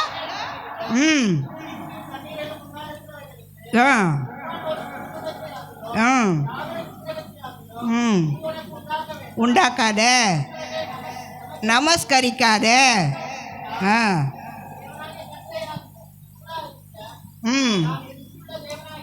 அதை விட்டுருப்பா. 3வது கட்டளை உண்டே. 3வது, அது எத்தனையாவது வசனம்னு சொன்னால் 7வது வசனம். உன் தேவனாகிய கர்த்தருடைய நாமத்தை வீணில வழங்காதே. 4வது ஆசரிக்க கடவாய். 5வது கீழே வா, 12வது வசனத்தில் உன் தகப்பனையும் உன் தாயையும் கனம் பண்ணுவாயாக. 13 கொலை செய்யாதிருப்பாயாக. 15, 14 விபச்சாரம் செய்யாதே. 15 களவு செய்யாதே. பிறனுடைக்கு விரோதமாய் பொய் சாட்சி சொல்லாதே. 10 இவ்வளவோ கர்த்தருடைய கட்டளை. இவ்வளவோ கர்த்தருடைய கட்டளை. அவர் என்ன பண்ணாருன்னா, மோசே ஜனங்களை கொண்டு வந்துட்டாரு. வனாந்திரத்துக்கு வழியாக வந்து கொண்டிருக்கிறாங்க. இவங்க நடுவில் ரொம்ப மக்கார் பண்ணுறாங்க. அவரை அடிக்கடி அவர் டென்ஷன் ஆகினே வேற இருக்கிறார். அப்போ மோசையை கூப்பிட்டு, இந்த கட்டளையெல்லாம் சீனாய் மலையில் கொண்டு போய் இதையெல்லாம் போய் உன் ஜனங்களுக்கு சொல்லு. நாம் என்ன பண்ணுறோம், விக்கிரகக்காரங்க கூப்பிட்டாங்கன்னா கூட போயிடுறோம். போகலாம், அது தப்பு இல்லை. ஏன்னா நம்ம உலகத்தில் தான் இருக்கிறோம், போகலாம். ஆனால் அவங்க செய்கிற செய்கையை நாம் செய்யக்கூடாது. உலகத்தில் தான் இருக்கிறோம், அவங்களெல்லாம் நம்ம வெறுத்து வாழ முடியாது. பக்கத்து வீடு தான். ஆனால் ஆண்டவர் என்ன சொல்கிறாரு, நான் உலகத்துலேருந்து உன்னை என்ன பண்ணியிருக்கிறேன், வேர் பிரிச்சிருக்கிறேன். நீ உலகத்தோடு இருந்தாலும் அவங்களுக்குரிய கிரியையில் நீ இருக்கக்கூடாது. அதை நிறைய விரும்புகிறார் ஆண்டவர்.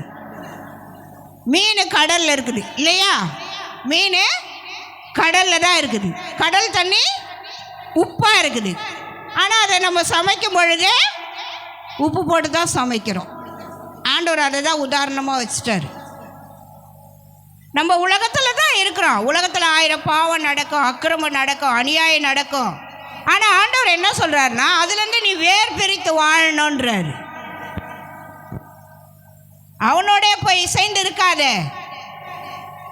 பொய் சொல்லாத, மற்ற சொத்து மேலே மற்ற பொருள் மேலே ஆசைப்படாத. நிறைய பரிசுத்தம் இருக்குது. இந்த 10 கட்டளையில் படித்தோம்னா அவ்வளோ பரிசுத்தமான காரியம் இதில் இருக்குது. ஆண்டவர் அதை கைக்கொள்ள சொல்கிறாரு. நினச்சா திடீர்னு ஒரு வாரத்தில் பைபிளே படிக்கலைன்னா கூட அந்த கட்டளையை வாசிச்சுனே வாங்க. நீங்கள் பாவம் செய்யவே முடியாது. அந்த கட்டளையை வாசிச்சிங்கன்னா பாவத்துக்கு நாம் கடந்தே போக மாட்டோம். பாவத்துக்கு கடந்தே போக மாட்டோம். கர்த்தருடைய பயம் நமக்கு வந்துடும். இதை வாசிக்க வாசிக்க ஆண்டவர் பயம் நமக்கு வந்துடும். அதை தான் ஆண்டவர் இங்கே சொன்னார், நான் உன்னை உலகத்துலேருந்து பிரிச்சிருக்கிறேன், ஆனால் நீ உலகத்தோட போயிடாத. அவங்களேருந்து தான் நம்மளை பிரித்து கொண்டு வந்திருக்கிறாரு. அப்போ இதையெல்லாம் ஆண்டவர் என்ன பண்ணுறாருன்னா, நம்மளை பார்த்து கொண்டு தான் இருக்கிறாரு. அதனால தான் நம்மளுக்கு ஆசீர்வாதம் கெட்டு போயிடும். ரொம்ப நாள் எங்களை ஒரு அம்மா குடிசனமே இருக்க விடலை. எப்போ பாரு கேபிள் என்ன பண்ண திருட்டு கனெக்ஷன் அடிச்சுனே இருக்கும். எனக்கு ரொம்ப டார்ச்சராக இருக்கும். ஆண்டவர் அதை உணர்த்திக்கினே இருப்பார். அதுவும் எங்கள் பிரவீனை கூப்பிட்டு அடிக்க சொல்லும். ஒரு நாள் என்ன பண்ண, டைரெக்டாக சொன்னேன், பார் இஷ்டமாக இருந்தால் இருப்பேன், இல்லைன்னா காலி பண்ணுவேன். நீ டெய்லி வந்து எங்களை இந்த மாதிரி திருட்டுத்தனெல்லாம் அடிக்கிறதுக்கு நாங்கள் ஆண்டவர் பிள்ளைங்க இல்லை. இந்த மாதிரி வேலை நீ வச்சுக்காதே, உனக்கு தேவையில்லைன்னா சொல்லு, நாங்கள் காலி பண்ணி போயிடுறோம். இந்த திருட்டு கனெக்ஷன் அடிக்கிற வேலையெல்லாம் வைக்காதே. என் பிள்ளையே அந்த இடத்துல வேலை செய்யுது. என் பிள்ளைக்கு அந்த அவமானம், எனக்கு அந்த அவமானம். எதுக்கு நாங்கள் கிறிஸ்தவங்களாண்டுக்குன்னு உனக்கு நீ திருட்டு கனெக்ஷன் அடிச்சுட்டு நாங்கள் உனக்கு செய்துனே இருப்போமா? தேவை கிடையாது. நான் காலி பண்ணிக்கிறேன், நீ இந்த வேலையை விட்டு போயினே இரு, நீ வந்து இறங்கி என் வீட்டு வாசலில் அடிக்காத. இப்படியே கேட்டேன். பயங்கர எரிச்சல் வந்துடுச்சு. நீ எரிச்சல் வந்தா எனக்கு என்ன? எதுக்கு நான் அந்த திருட்டுத்தனம் செய்யணும்? தேவை கிடையாது. இப்படியே சொன்னேன். பயங்கர எரிச்சல். அதுலேருந்து அந்த அம்மாவுக்கு என்னை கண்டா ஜன்னலை வந்து சோத்திர பலிகள் கேட்டுனே இருப்பேன். டமால்னு அடிக்கும். கவலையே பட மாட்டேன். ஏன்? அந்த ஒரு பாவத்துக்கு எதிர்த்து நின்ன பத்தியா, அந்த ஒரு திருட்டுத்தனத்துக்கு எதிர்த்து நின்னதுக்கு எனக்கு அது அவ்வளோ உபத்திரவம் கொடுத்துச்சு. பரவாயில்ல, உபத்திரவப்படுவதனால உடைய பிரமாணங்களை கற்றுக்கொள்ளுகிறேன். தாவீது என்ன சொன்னார்? உபத்திரவப்படுறதுனால உடைய பிரமாணங்களை கற்றுக்கொள்ளுகிறேன். நீ உண்மையாக பரிசுத்தமாக இருந்தால் கண்டிப்பாக உனக்கு ப்ராப்ளம் வரும். அதை எதிர்த்து நிற்கலாம், அது ஒன்றே நமக்கு கவலையே கிடையாது. அப்போ ஆண்டவர் இதெல்லாம் விரும்புகிறாரு. நீ இப்படி இரு, நான் உன்னை ஆசீர்வதிக்கிறேன், நீ இப்படி இரு, உன்னை நான் நடத்துகிறேன்.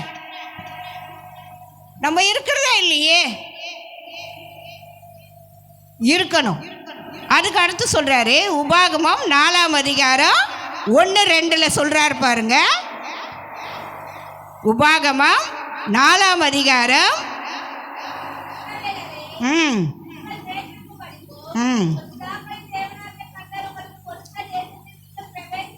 பிரவேசித்து கொள்ளும்படிக்கும் கட்டளைகளையும் கேளுங்கள். கட்டளைகளை கை கொள்ளும்படி வசனத்தோடு கூட்டவும் வேண்டாம், குறைக்கவும் வேண்டாம். இது ஏன் சொல்கிறார் தெரியுங்களா? இவங்க இப்போ எல்லாரும் எங்கே போயிட்டாங்கன்னா, இஸ்ரவேல் மக்கள் கானானுக்குள்ளே போயிட்டாங்க. கானானில் வந்து நிறைய பேர் இருக்கிறாங்க. கானானியர் இருக்கிறாங்க, எகிப்தியர் இருக்கிறாங்க, எபேசியர் இருக்கிறாங்க, கிர்காசியர். இந்த ஜாதியெல்லாம் அது உள்ள ஒரு 7 ஜாதி இருக்குது. அந்த 7 ஜாதியுமே விக்கிரக ஜாதி. ஆண்டவர் என்ன செய்கிறாருன்னா, அதனால் இந்த பிரமாணத்தை சொல்கிறார். நீ அது உள்ளே போகிறல்ல, ஆனால் அது ஆசீர்வாதமான தேசம். ஆனால் போகிறது எங்கே? விக்கிரகத்துக்குள்ள. ஆனாலும் நான் உங்களை வேர் பிரிச்சிருக்கிறேன். அதனால தான் இந்த கட்டளையெல்லாம் கொடுக்குறாரு. நீ அங்கே போனால் எப்படி இருக்கணும்? அவங்கள போல் மாறக்கூடாது. நீ அங்கே போனால் எப்படி இருக்கணும்? அவங்கள போல் உடை போடக்கூடாது. நீ அவங்கள போல் அவங்க நமஸ்கரிக்கிட்ட நீ நமஸ்கரிக்கக்கூடாது. இப்போ நாமெல்லாம் எங்கேருந்து வந்திருக்கிறோம்? அதே தான் நாமளும் எங்கேருந்து வந்தோம்? எகிப்துலேருந்து தான் இங்கே கானானுக்குள்ளே வந்திருக்கிறோம். நாமளும் யார்? எகிப்தில் வாழ்ந்தவங்க தான் இல்லையா? நாம் எல்லாரும் பிறக்க சொல்லவே கிறிஸ்தவங்களா? இப்போ நம்ம கல்யாணம் பண்ண பிறகு பிறந்த பிள்ளைங்க தான் கிறிஸ்தவ பிள்ளைங்க. ஆனால் நம்ம எல்லாருமே அங்கேருந்து தான், எகிப்துலேருந்து தான் வந்துக்கிறோம். அதனால்தான் இந்த பிரமாணம்லாம் நமக்கு நிறைய வேணும். ஏன்னா நம்ம இருக்கிறது அதான். நீ எகிப்துலேருந்து தானே வந்த. மோசே எகிப்தில் தான் இருந்தார், அங்கே தான் வளர்ந்தார், அங்கே தான் ஆண்டார். ராஜா பிள்ளை மாதிரி அவரும் இருந்தார். ஆனால் அவருக்குள்ள ஒரு காரியம் உள்ளுக்குள்ளவே இருந்துச்சு. ஐயோ, நான் வந்து எபிரேயன்னாச்சே, நான் இங்கே இருக்கிறேனே. அவர் நினச்ச செகண்டே உபத்திரவம் வந்துடுச்சு அவருக்கு. அடுத்த செகண்ட் ஒருத்தனை அடித்தார், அவன் இறந்து போயிட்டான். அதோட வனாந்தத்துக்கு ஓட்டிட்டாங்க. அவர் வனாந்தத்துக்கு ஓடலைன்னா ஆண்டவர் அவரை கூப்பிட முடியாது. நிறைய காரியம் ஆண்டவர் நம்மளை ஏன் வனாந்தரத்துக்கு அனுப்புகிறாருன்னா, அப்போ தான் நம்ம ஆண்டவரை நிறைய நேசிப்போம். நம்ம நினைப்போம், ஏன் இந்த வனாந்திரம்? நல்லா தானே இருந்தோம், அவர் நல்லா தானே சாப்பிட்டாரு, இளவரசியுடைய பிள்ளையாக வளர்ந்தார், நல்ல சாப்பாடு, நல்ல ட்ரெஸ்ஸு, நல்ல அரண்மனை, ஏன் வேணான்ட்டார்? அவர் வளர வளர நான் எப்படிப்பட்டவன், நான் எங்கே இருக்கணும் அப்படின்றத உணர்ந்துட்டார்.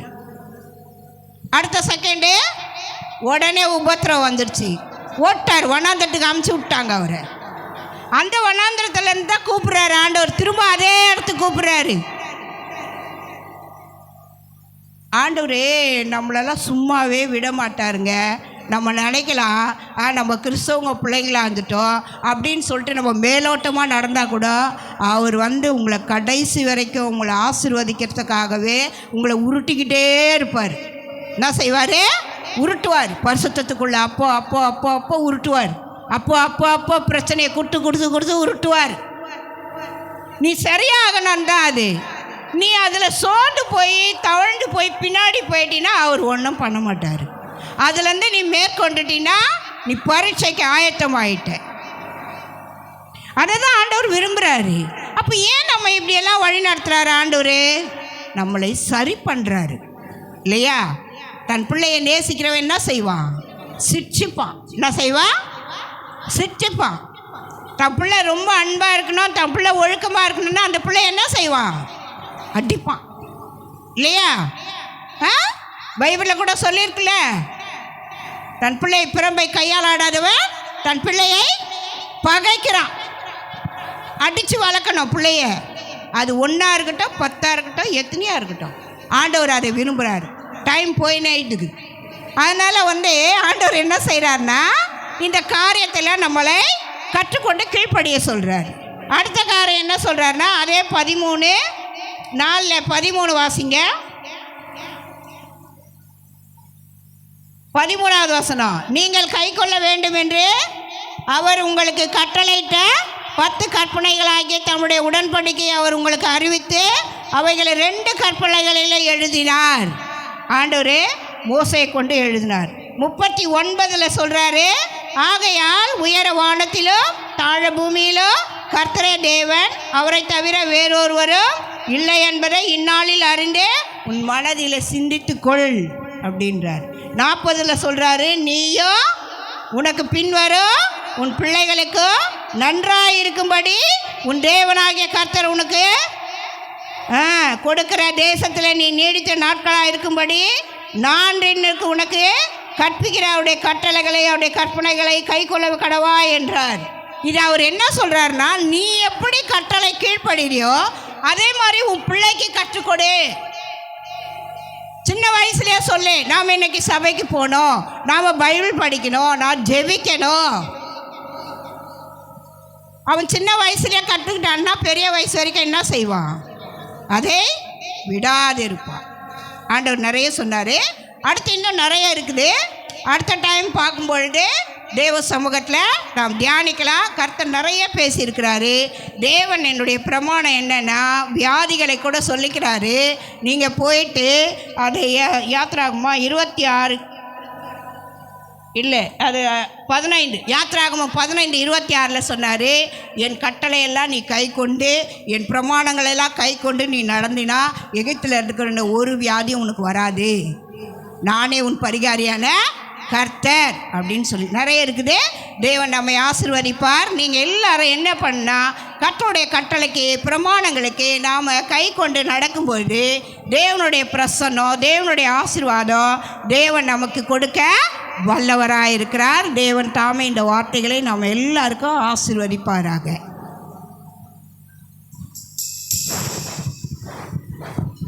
அல்லேலூயா. நல்ல பிதாவே, இந்த செய்தியை கேட்டுக்கொண்டிருக்கிற பார்த்து கொண்டிருக்கிற மக்களுக்காக ஜெபிக்கிறோம். ஆண்டவரே, கர்த்தரை நம்புகிறவர்கள் பாக்கியவான்கள் என்று சொன்ன வார்த்தையின்படி கர்த்தர் தாமே ஆசீர்வதி. இயேசுவின் நாமத்தில் வேண்டிக் கொள்கிறோம் நல்ல பிதாவே, ஆமென். நம்ம எல்லாரும் எழுந்திருப்போம்.